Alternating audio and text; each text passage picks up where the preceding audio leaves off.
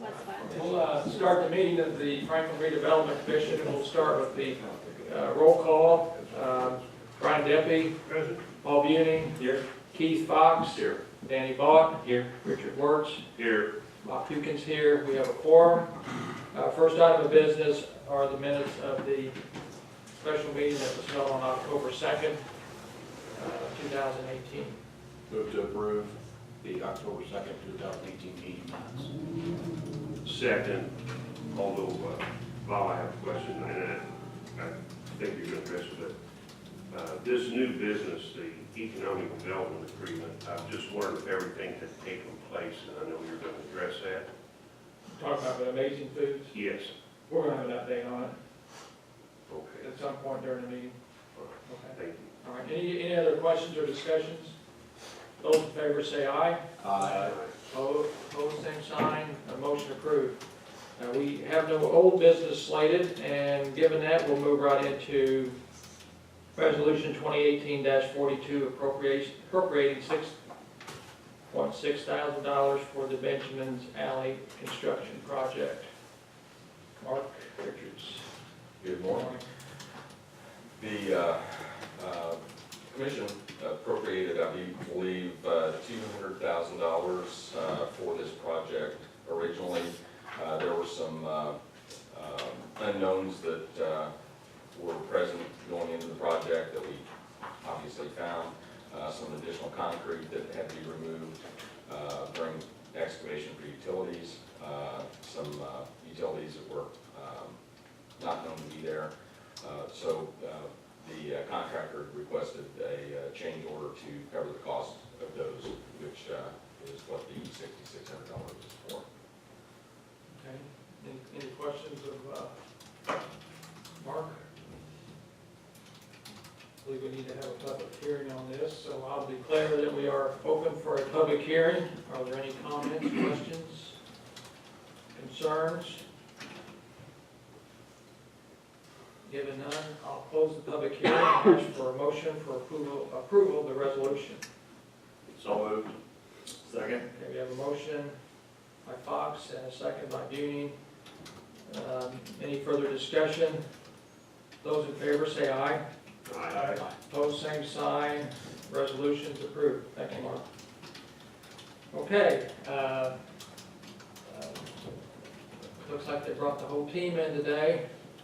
We have a presentation by Franklin Development Corporation.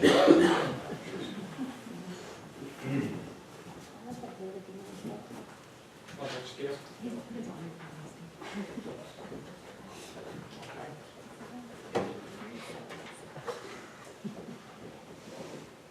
Good morning, I'm Steve Woods. I'm the RDC appointee of the FDC. I'm going to say a couple things and then introduce Jeff. Chris, are we going to have that PowerPoint? We're trying, okay. It's on my screen. Everyone could huddle around Chris's I don't know screen. why it's no idea. Also, while we're waiting for that, this whole thing's really just for Paul, because I don't think you've ever heard this before. We've come up every year and talked about this. The RDC, I have a cold, so I'm on the back end of it, but excuse me if I have to cough here, but the RDC's been a great partner for us.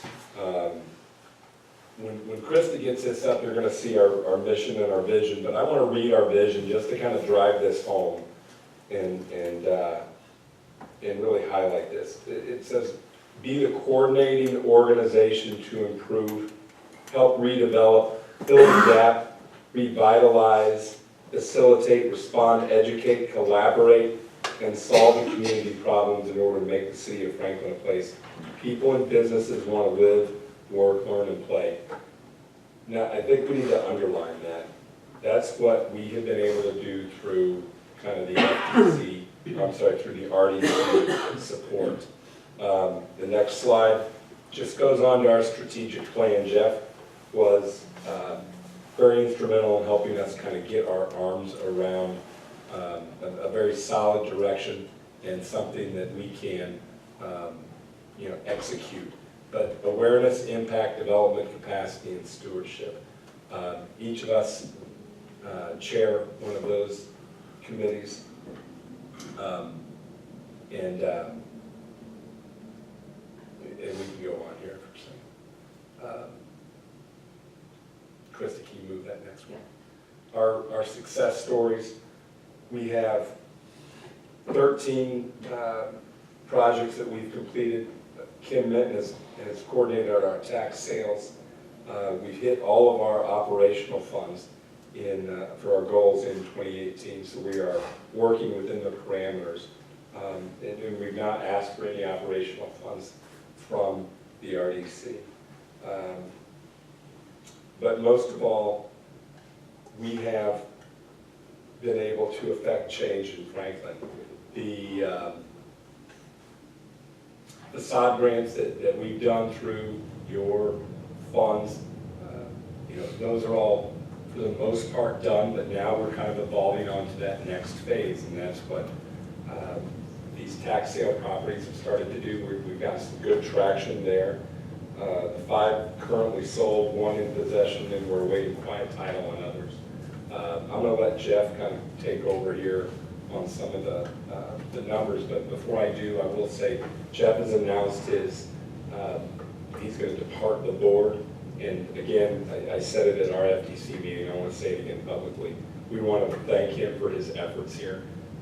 He has brought tireless energy and enthusiasm to our board, and I just wanted to thank him on our behalf right now. So thanks. Good morning, all. Jeff Mercer. I'm the current president of the FDC, Franklin Community School Corporation. We are joined by most of our board today, David Bedwell and Angela Kim. One of the best boards I've ever had the opportunity to work on, by the way.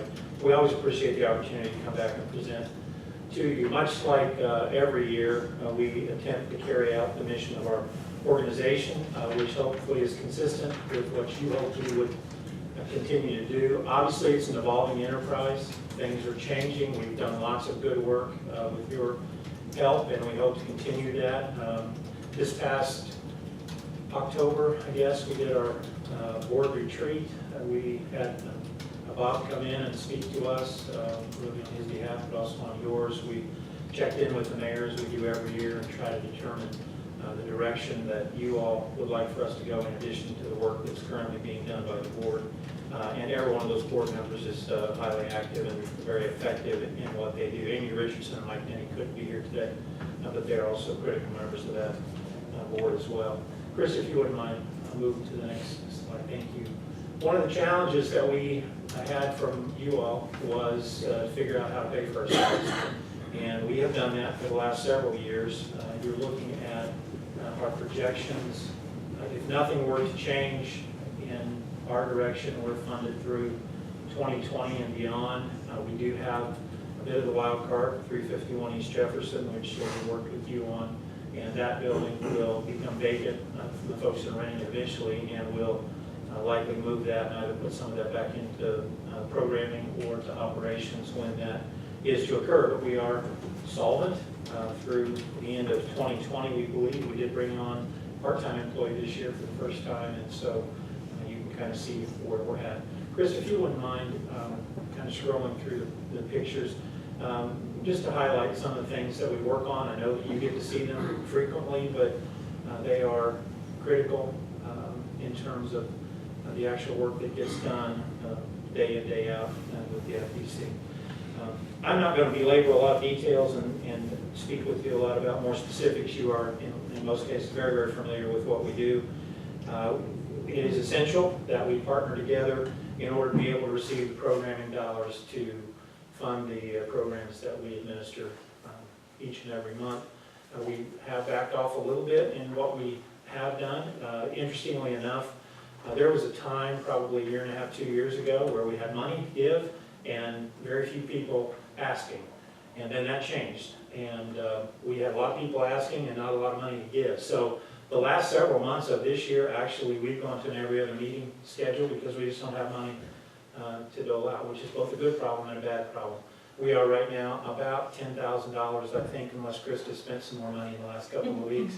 But we're just about tapped out on the programming funds. So it is our charge each year to come back in front of you and request whatever amount of money that you can provide to us. Historically, in years past, it was $500,000 a year for a couple of times. Last year, it was $400,000. We would very much like that amount again to continue with programming. We understand that there are drains on dollars coming from every direction, however, and we'd be happy to take whatever we can get to continue the programming that we hope you are pleased that we have done at this point. I would be happy to answer any questions that you might have about FDC or anything else connected to the funding.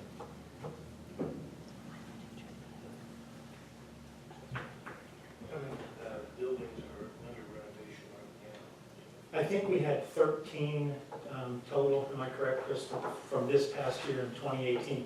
Some are, there actually may be more than 13 because some are continuing to be done on the loans and things of that nature, I'm gonna guess. Sounds about right. Yeah, Because some of them have, they have facade and loan, and so there may be duplicates there, but that sounds about right.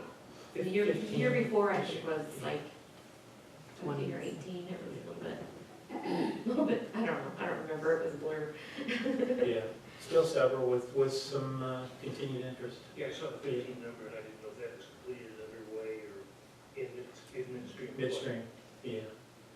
I like the program you have, taking the homes off tax sale. How are they coming along? I know some of them are slow processed, but at least they're moving in the right direction, I think. They are, and that's kind of been an evolving process for us. Kim's kind of headed that up, and Ronnie, they could probably speak to it more effectively than I can. But I think from our perspective, going very well. We're progressing. It was slow to start. One on Kentucky Avenue, I think, which is a particular highlight, and it's, I think, shown on one of the slides there. But it's gone well enough that we're starting to move. You're even seeing some movement here on Jefferson with the big, how old the address, Ron? 544 West Jefferson. 544, the big White House on the right, on the north side of Jefferson as you get almost to 31. How long has that sat vacant? Probably 15 years. 15 years. It's coming back on the tax rolls as soon as they get that done. It's going to be a beautiful home again. And those are the things. We kind of evolved to that program here in the last couple of years, and they've done a tremendous job of kind of spearheading that. But it's happening. There it is. I would like to say that, I mean, the integrity and transparency that the FTC, Jeff, and the entire board, I mean, it's great to see that working the way it should. I have the privilege of working with Ronnie and Krista on the loan and grant committee, vetting these deals that come through to do. And it's easy to look around the city and see the things that have happened and the improvements that have continued to go on. And I just throw it out there that I'd hate to see this end now. We've actually have met recently. We know the process probably has to change to some degree. The vetting and maybe more competitive on how we do it because of our funds. But it'd be great if we can move forward and continue with what we've got started. Thank you, Keith. We appreciate your help.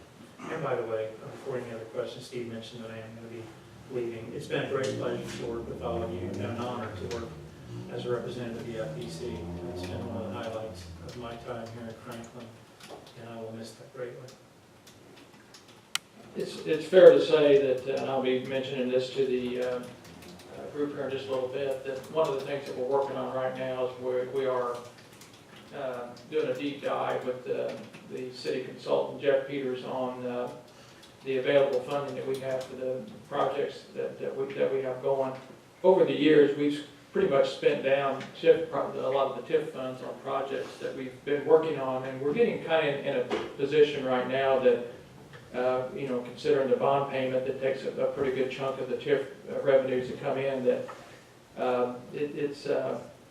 there's funds to do projects, but we don't have that surplus balance that we have. We would watch the dollars certainly, and you see that each month as we go through these reports.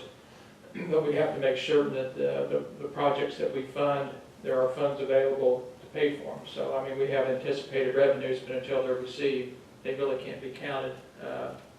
And so I think it's fair to say that the continued funding of the FDC is a priority of this organization, and that's something that we'll be considering as we continue to, in the weeks ahead, look at the what we've got going and how we're going to allocate those dollars. I might as well just say this now. There's a possibility that there may be a special meeting with the RDC and the City Council in late January where we get a report from Jeff Peters regarding where we kind of stand on all these projects. So just there's just a lot of moving parts. There's projects that we've got dollars committed for, but we think that we won't be spending that much, and some of them will be coming back. We've got some projects in which we get reimbursed, and just the timing of that. So it's just kind of a cash flow, big cash flow exercise that we'll do. Personally, it's hard to put in words, Jeff, what you've meant to our community over the years. Certainly the job you've had with the school corporation has been very good work at a time that's challenging with what the state's handed to many of the school corporations. But we do appreciate those efforts and your efforts with RDC, and I echo what Keith said about the transparency and the way you folks conduct your meetings. It's been a privilege working with you, and we'll continue to work with the other members and your successor when we do this. Hopefully you'll do for the town of Harrisburg what you've done for yeah. Well, if you, I look forward to driving through and seeing 3 Coke machines as we come through town there, right at the entrance there. It's a good little community down there, though. But good luck to you on that. Any other comments or questions regarding FDC and what we're doing? Again, we probably won't be taking any action right now, but we'll be certainly it'll be on an item of consideration in the weeks ahead. I just wanted to add that we continue, between the mayor and Mark and I and Crossroads engineers, that we continue to work on the cash flow analysis, which we'll talk about later, to try to tighten that up as projects kind of come to an end, whether they get carried over into next year or not. There's been a lot of work put into that over the last month to try to narrow that down, and we'd like to meet with each of you and go over that, answer questions, and kind of explain the cycle of that like we did last year, both FDC and RDC, so that everyone has time to kind of digest and ask questions. We'll like be in contact with you to try to do that before the December, if not January meeting, to try to nail those numbers down a little bit better and just kind of explain how everything's working at this point. So hopefully there'll be some more information to come there as well. Thank you. Appreciate it. I have to apologize. I tend to, once in a while, print off the agenda prior to the meeting, and occasionally there's an addition or a change, and I don't look up very often when I should be looking at this agenda. I skipped over an item B, which is the Franklin Gateway Development LLC Parish Drive Hotel Project.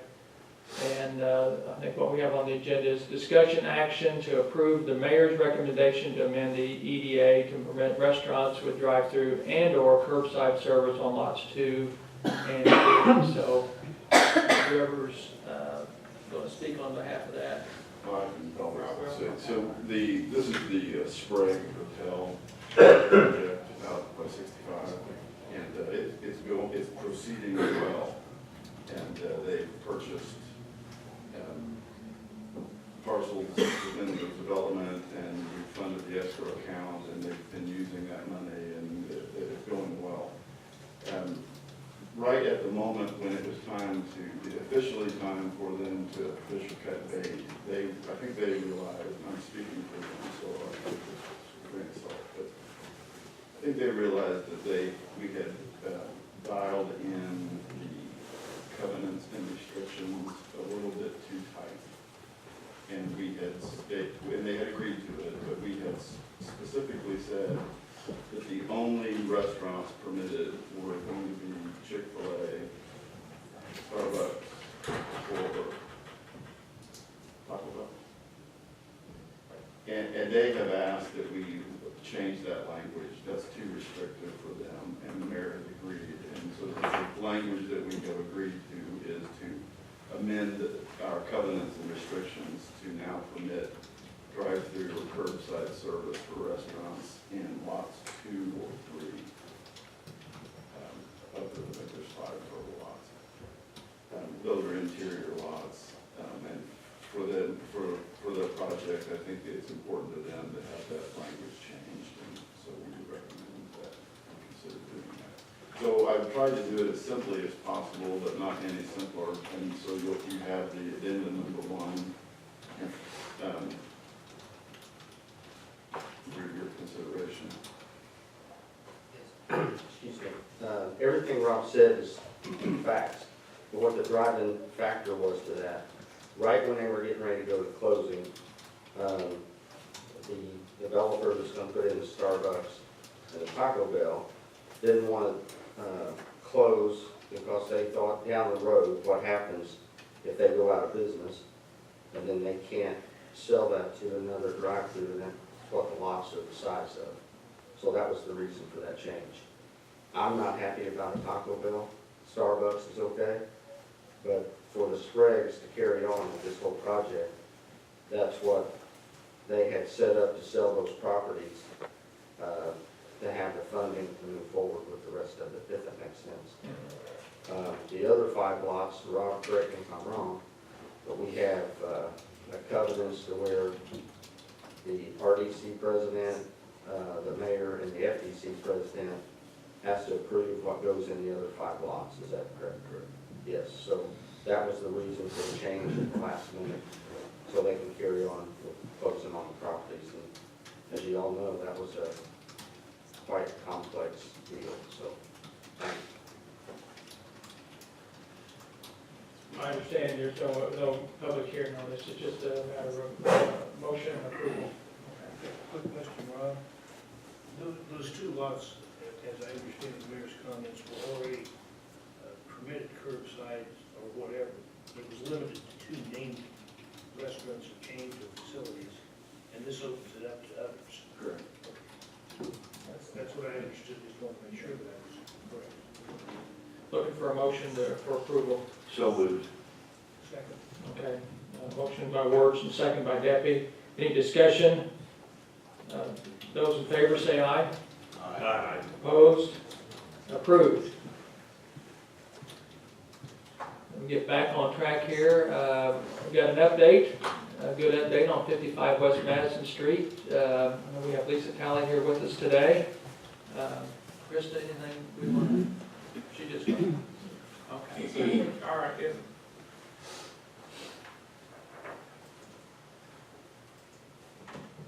I'm Lisa McDaniel Talley from Madison Street Renovation and now the new restaurant R&D Franklin. Just wanted to let you guys know that we made a lot of progress. We appreciate your support. We still have a few things to get in place. The bar topless should be installed this week if all goes well. Railing and things like that, but we've done an extensive renovation of the place. Some of you have been through already, and I'm sure others of you will come through here fairly soon. We've done a lot of work. We've really worked to maintain the historical integrity of the property while we are updating the systems and replacing the systems. I'm particularly proud of, it's really easy when you're doing a project like this, when you're putting in the new HVAC, to just stick the spiral ducts in. I worked really hard. Our spiral ducts are up in the attic, so it keeps the feel of the old building, and you don't see that. The rails should be delivered today, the last of them, so we hope to see that going up. So barring anything unforeseen, we hope to be open before your next meeting. We hope to be open within 2 or 3 weeks. Very good. Any questions? Looking very nice over there. Thank you. We appreciate your help so much. Okay, that's a great project. Any anticipated opening date? They say the one thing is not to make a hard date until you're totally certain, so we still have to get the Get rails. closer though. Yeah, I mean, we're saying 2 to 3 weeks. Great, okay.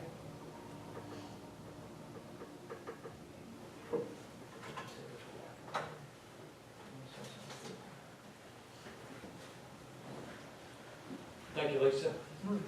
All right, next item of business is an update on the facade project at 55 West, 89 East Jefferson Street, sorry. And we have Mr. David Bedwell here with us. David? Good morning, David Bedwell, FDC member.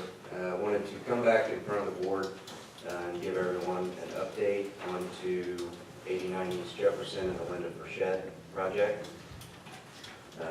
Attached in the agenda, there were pictures, so we did make some adjustments.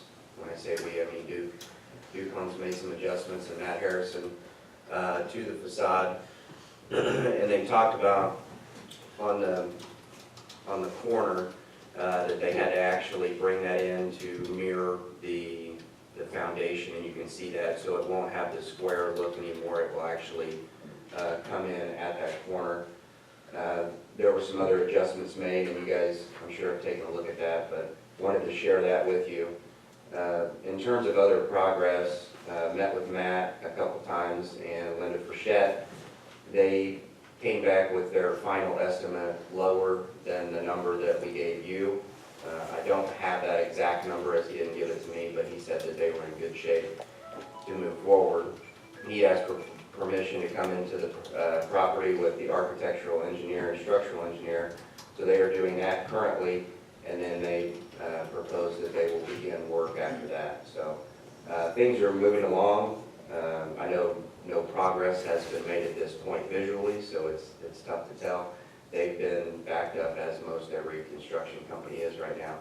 So I think that we'll start to see progress before the end of the year, and we are on track. The other piece that we asked them to look at were the two walls behind Linda's building on the west side and the south side, as those will be visible once this facade goes up. I've been in contact with Brian Wadsworth, the property owner on the west side, and he is interested in partnering on what we can do to help revitalize that wall.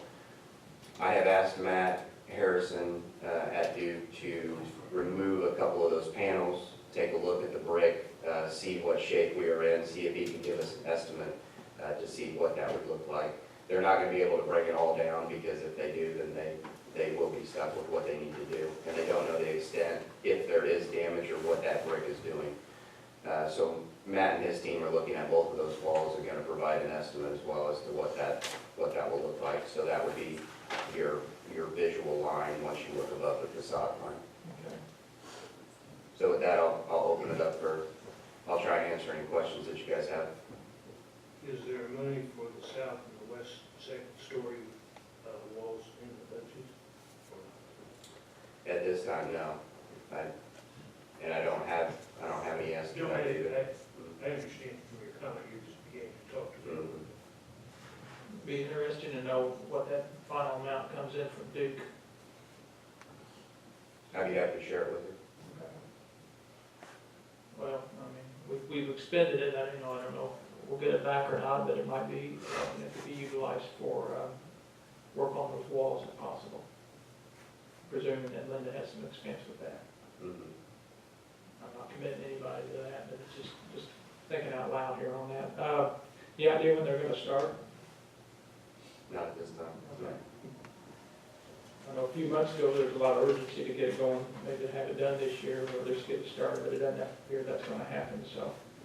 It's a good project, and I think we're anxious to see how it progresses, and, good that you had contact with the Wadsworth group over there. It's encouraging that they're interested in taking part of some of that, so.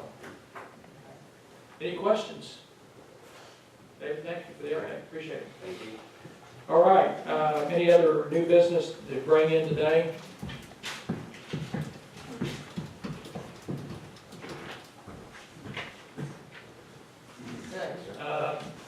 We'll move to other business and, Bob. yes. And I don't know if you've ever done something like this, but formally get a plaque or a proclamation, something framed that we could give to Jeff and Richard, thank you. You know, something visible from us to him. I can make that happen. I would like to move that we present Jeff with an appropriate plaque or document recognizing his service. Maybe a certificate, signed by the mayor or something like that. And I tell you what, he has brought a high level of expertise and just attention to what he does. Well, I want something for the wall in Harrisburg. Huh? Something for his wall in Harrisburg. Okay. Okay, thank you. I might have, before we get into the other financial reports, might just get an update on, I think Rob can help us on the Amazing Foods, the shell building. Just give an update on that if you could, Rob. Well,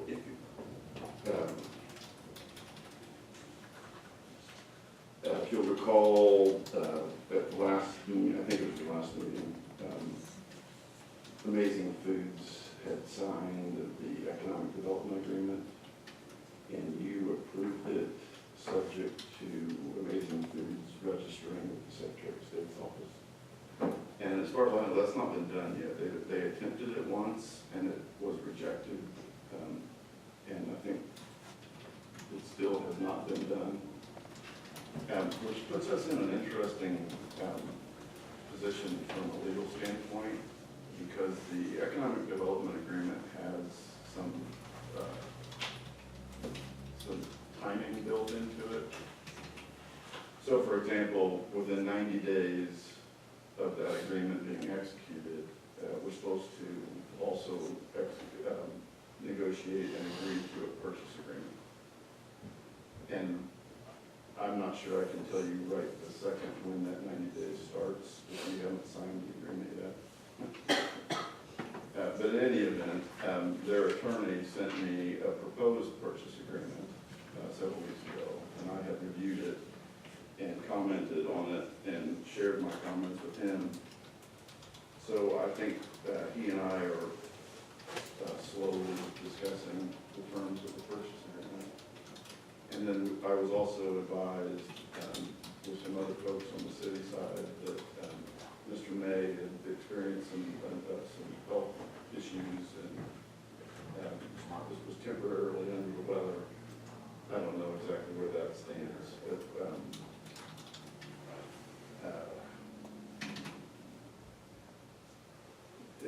so that's, interrupt me if anybody wants to. So where, from my standpoint, and just looking at it from your as a lawyer, we don't have the company registered with the Secretary of State yet. We have not signed the economic development agreement yet. We don't have a purchase agreement yet. And Mr. May, I think, is operating under a power of attorney that he's given to his daughter out of Florida. Last point, as you may recall from selling other real estate, there's a statute in Indiana that says that we need to offer, if we're going to sell real estate, we need to offer it to the public. And during an RFP process, we can reject all proposals, or we can pick the best one. And if we reject all proposals, we can then deal with a private party 30 days later. I don't know if you recall that process.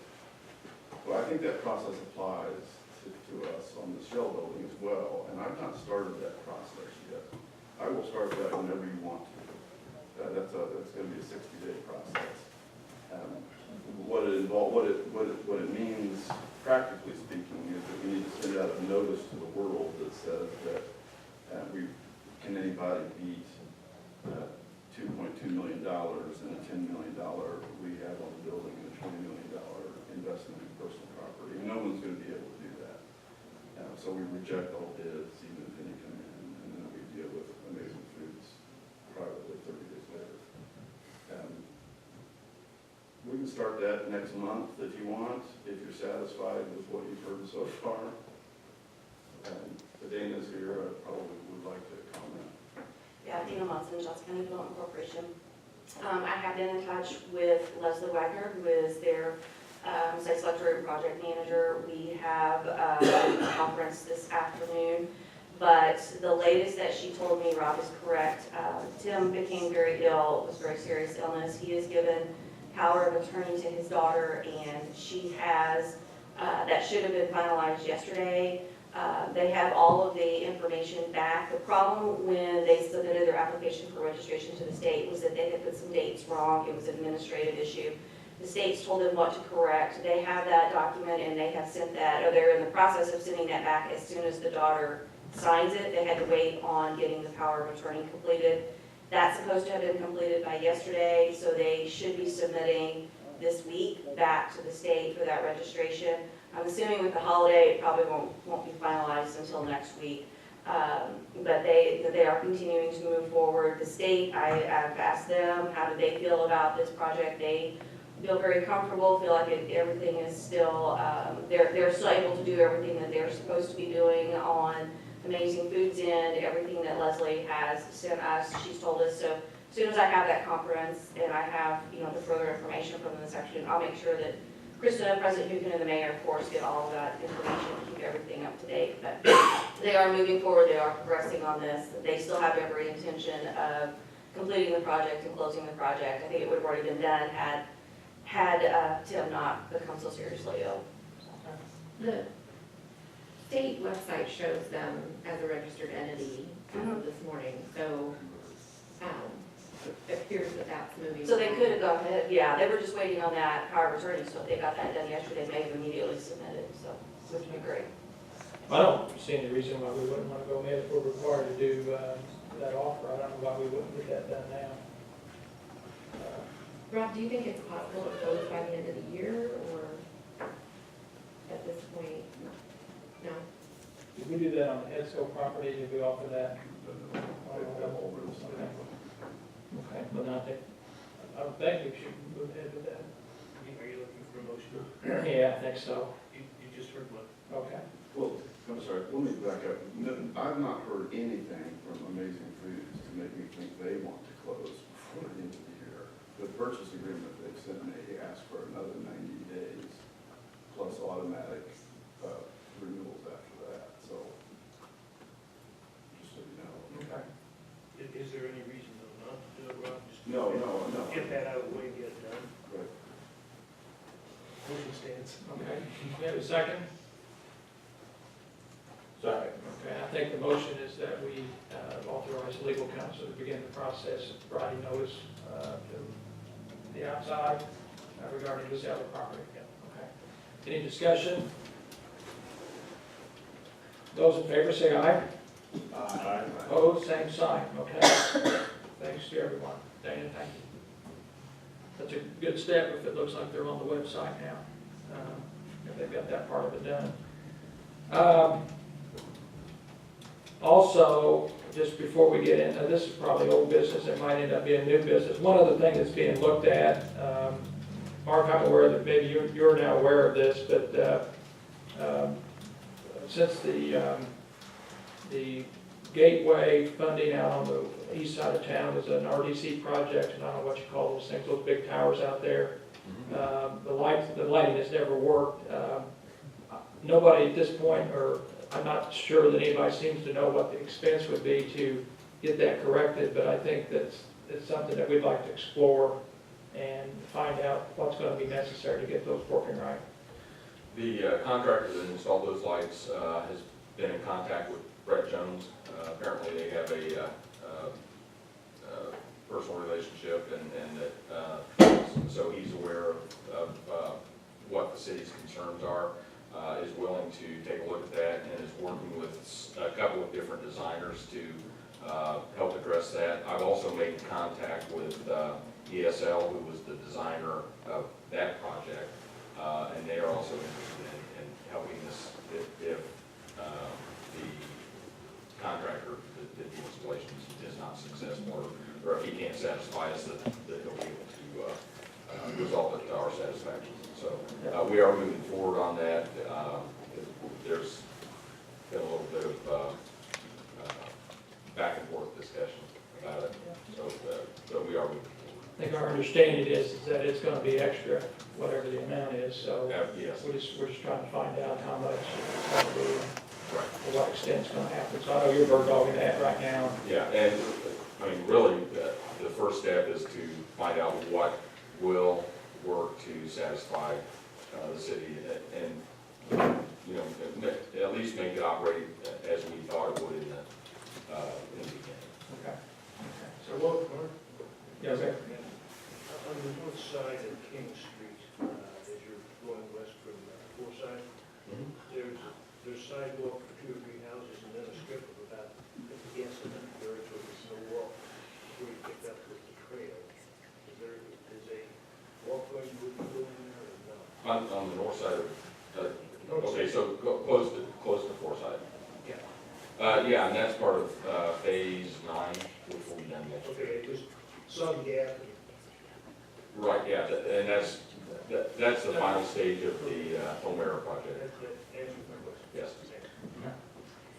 Thank you, Mark. Thank you. Any questions? Okay. All right, now we'll move into the reports. Okay. So you have your, I won't spend a whole lot of time on the September one. I know that one wasn't completed at your last meeting, so I went ahead and included that.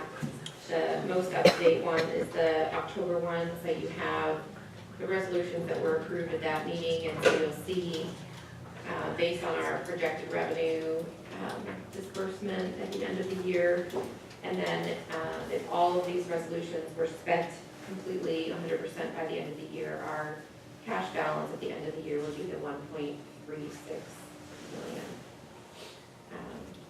And so all of those are listed there. Are there any questions on that financial report?